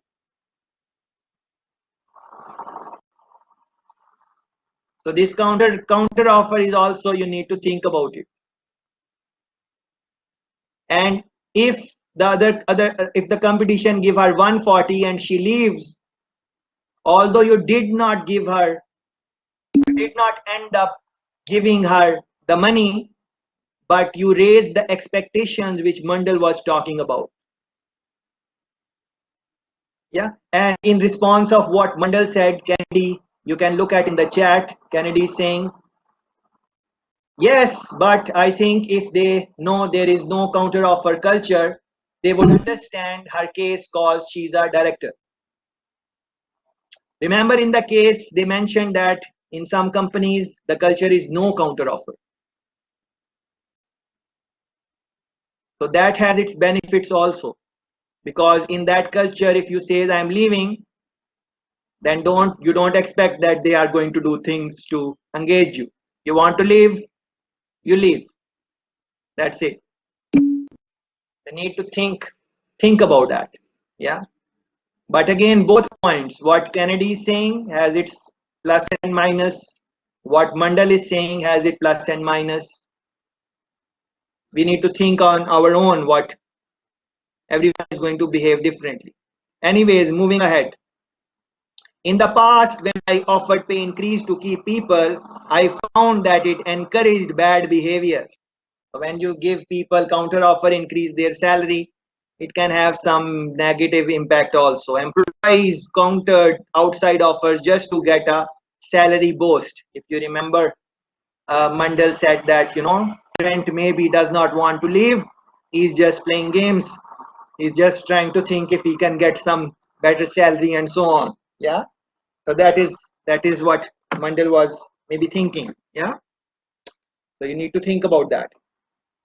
If Connor takes the roadmap approach with Alicia, but she leaves anyways, he should focus on Trent. Something similar to what Kennedy James said a while ago. But I won't promote him right away. Instead, allow him to lead the microbase deal and reward him with a better title and salary after he earns them. So the point is, after he earns them, give him whatever you are going to give him, not right away. Early in our firm's history, an executive threatened to leave because he felt his cash salary was too low. We tried to help him appreciate his total compensation package and future prospects, but he was still unhappy. So we let him go.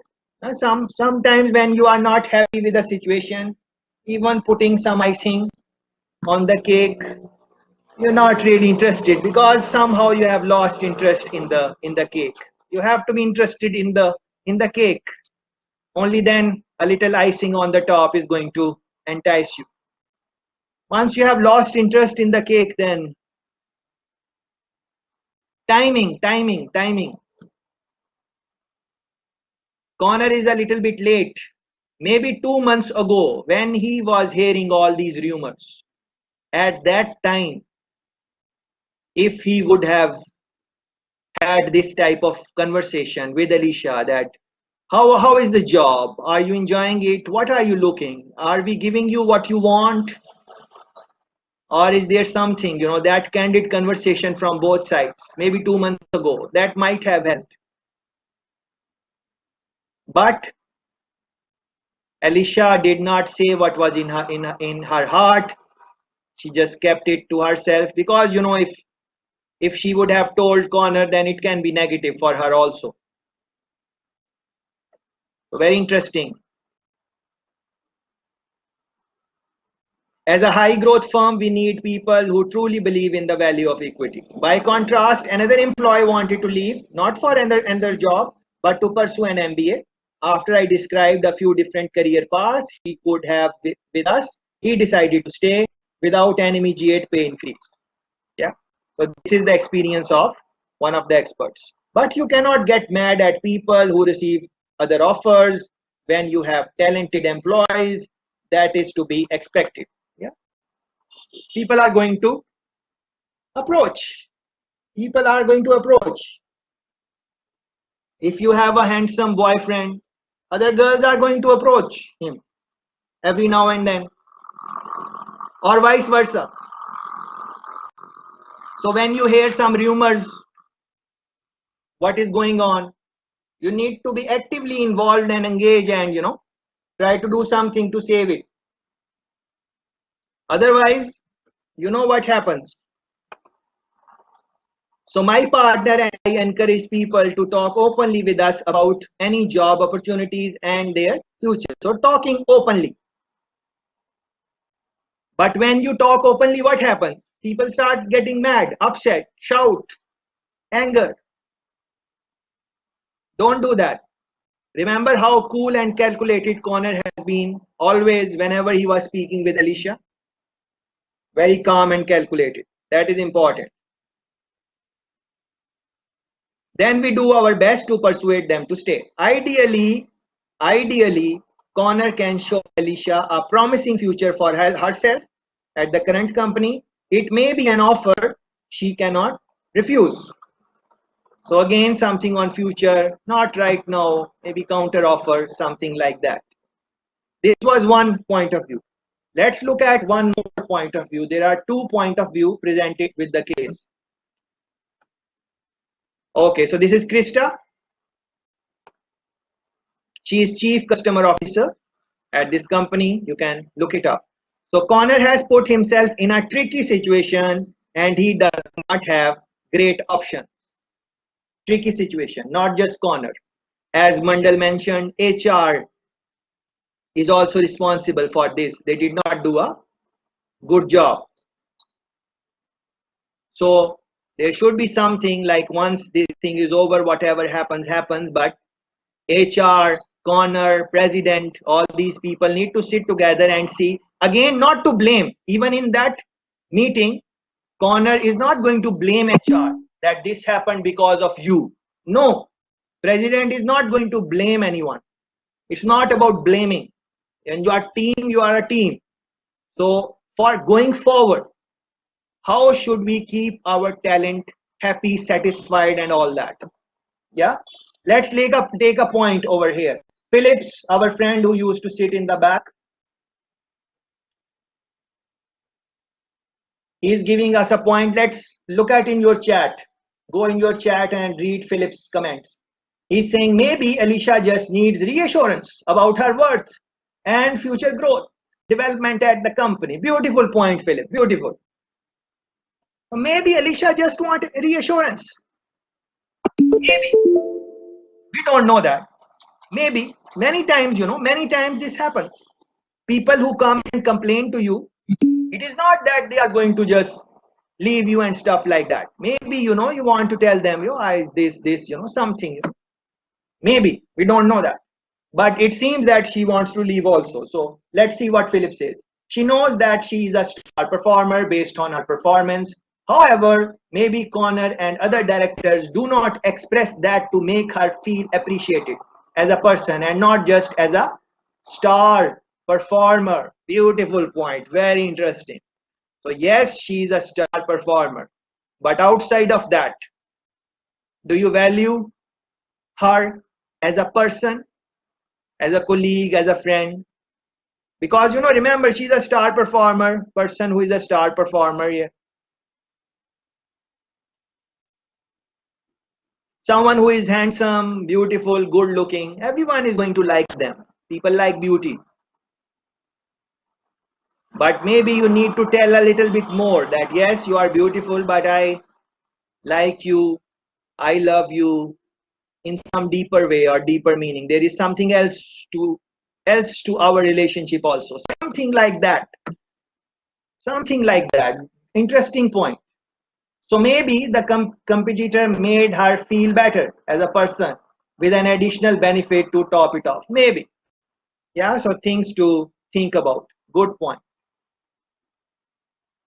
And Kennedy and other friends, Simmons, they kind of agree with that. Kennedy saying appreciation goes a long way. Appreciation. Appreciation. But again, maybe it is a little bit late. Maybe. 2 months ago, maybe things were different. Now she has sat down with the competition. Interviews happened. They have made the offer. She has made up her mind. She is ready to go. In this point, it is extremely important to keep the person. But I'm still counting on you. Maybe you would not want to share your experience with all of us, but think about a situation where someone was hell bent on leaving you. They had made up their mind And now, no matter what you do, they are going to leave anyways. No matter you send how many texts and emails and cards and flowers and whatever, they have made up their mind. So yes, appreciation and all these things which Philip has mentioned, they are important to think about these. But I'm of the feeling that timing is a little bit off. We are kind of a little late, but then they say it is never too late. So maybe, as Kennedy was saying, maybe think of a counter offer, put it in, see what happens. She's not, keep her for a while, 3 months, 4 months, 6 months. In that time, keep on looking through HR, keep on improving Trent, keep on looking for other replacement within the company and outside. But then again, that is again very tricky situation, because once you do that, Alicia is going to know. You can't hide this from Alicia. So when Alicia knows that, she get a little sense that you are preparing someone just in case.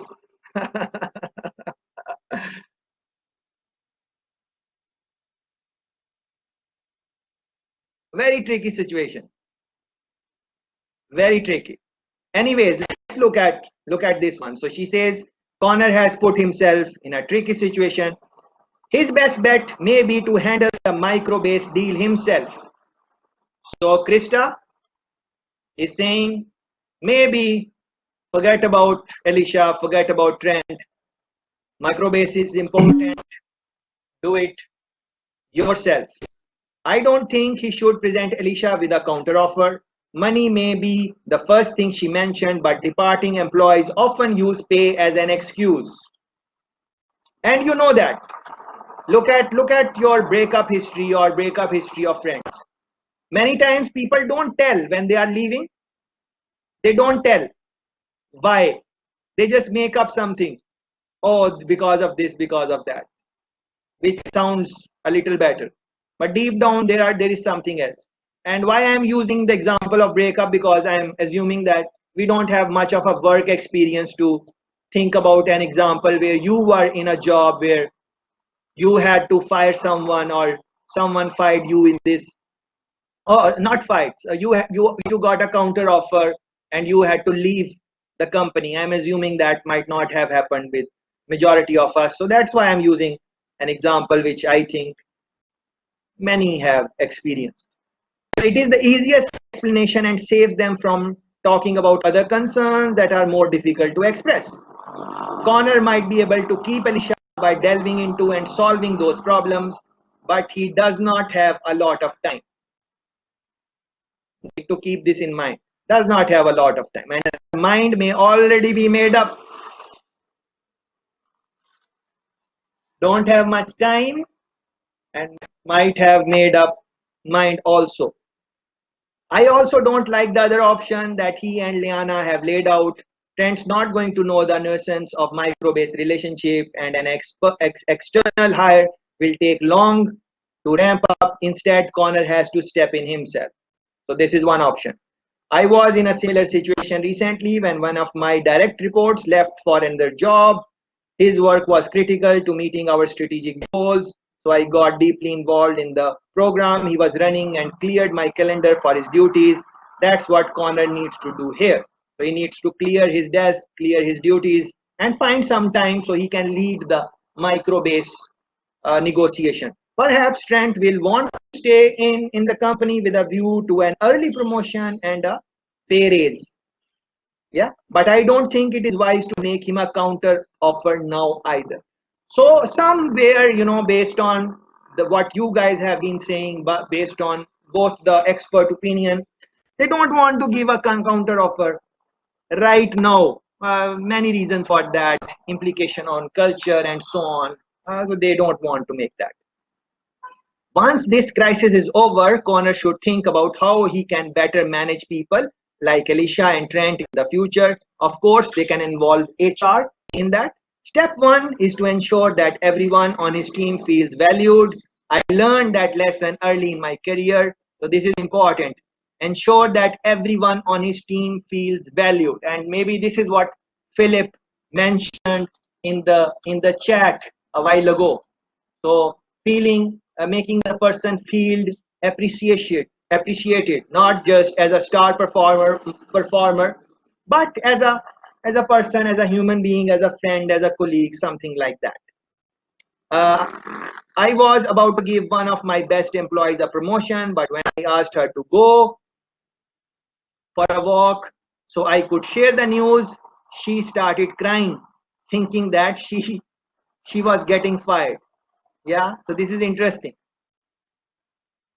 Look at this again. I was about to give one of my best employees a promotion, but when I asked her to go for a walk so I could share the news, she started crying, thinking that she was getting fired. Although she was one of my best employees. Yeah, so this can happen because you did not tell the person. It is in your mind.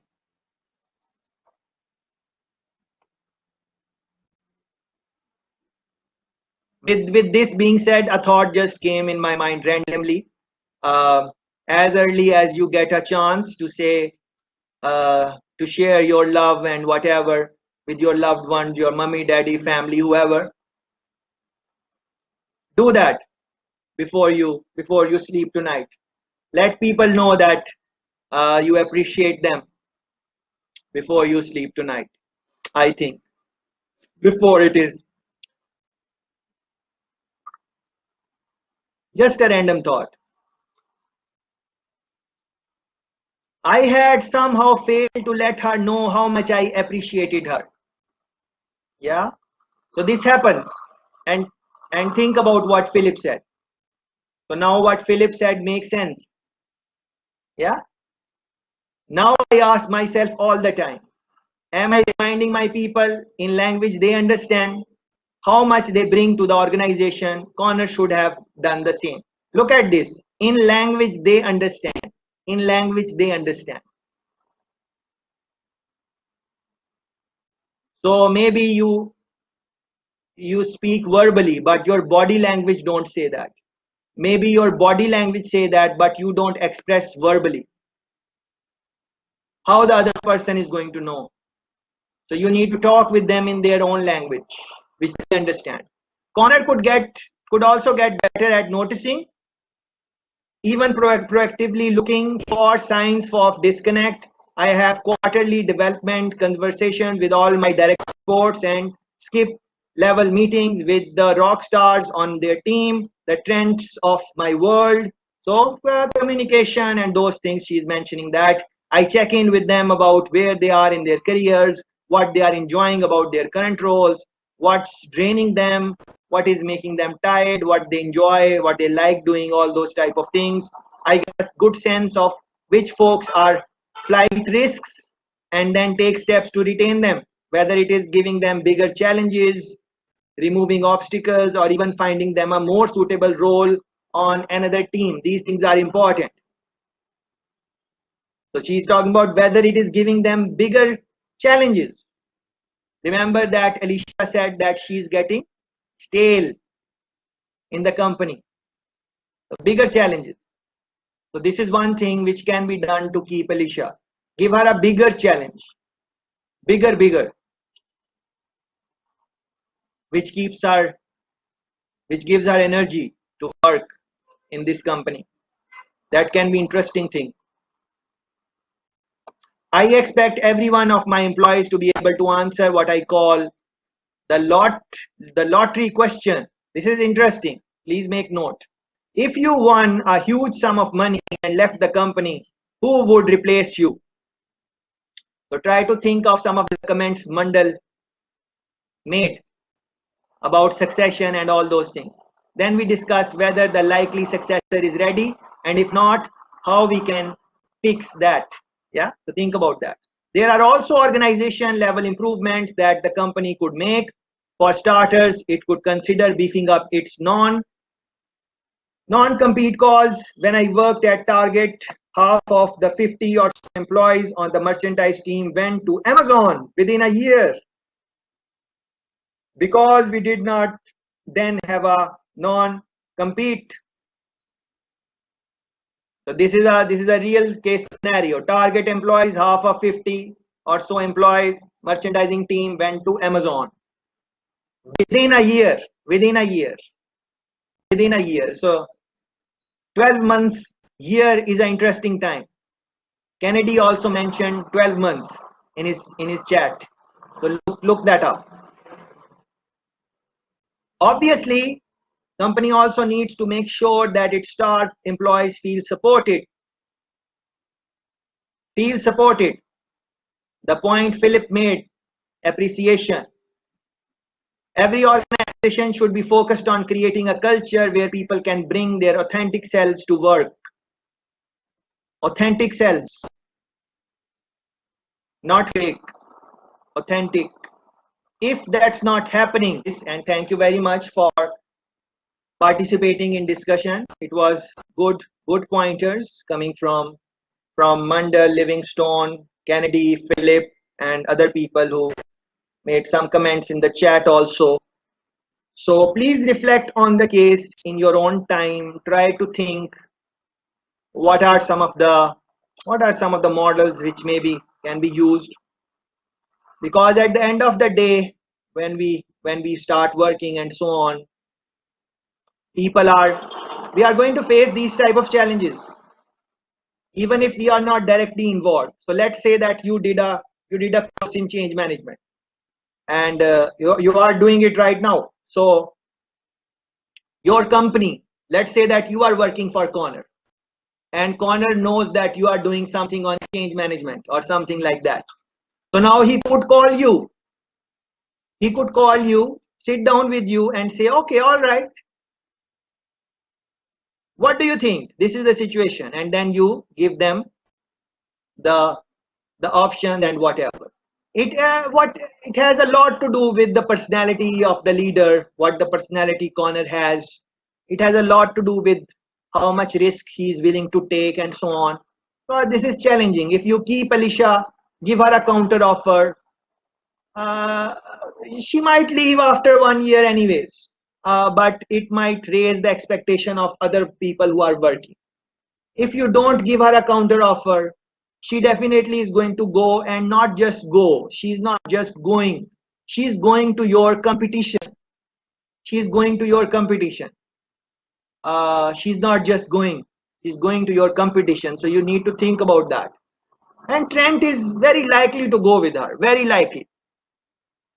Very likely. Unless he's given something tangible right now. Very likely he would want to go. And Alicia is also going to try her best to take him with her. So Alicia is also going to try to take Trent with her, because together they make a powerhouse team. Alicia is going to go in a new culture. Over there, it will take time for her to make some new powerhouse teams. She's already working good with Trent. So Alicia is going to pitch something to Trent. And it will be very hard for him to do something. Say no. Will be very hard.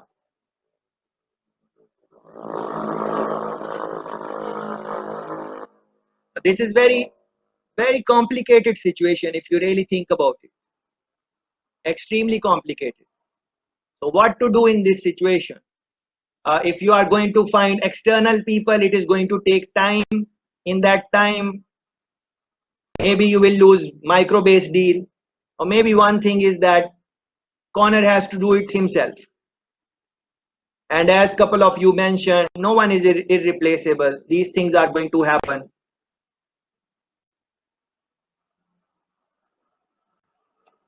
But anyways, don't get influenced by what anything I said. Don't get influenced by the expert opinion at the end of the case.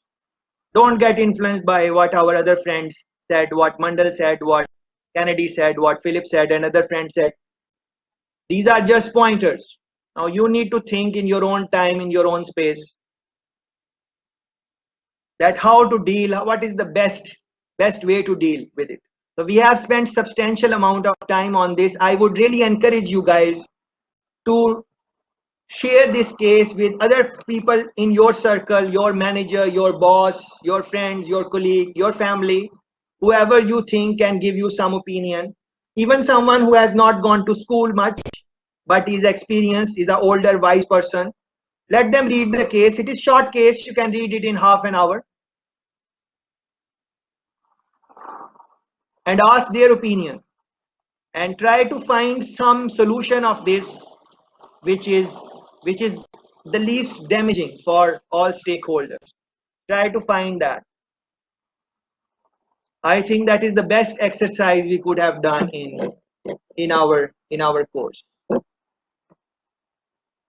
With that, if anyone want to make any closing comments, you can please go ahead. If something is in your mind, you can do that. Otherwise, thank you very much. Please keep thinking about the case and try to solve it.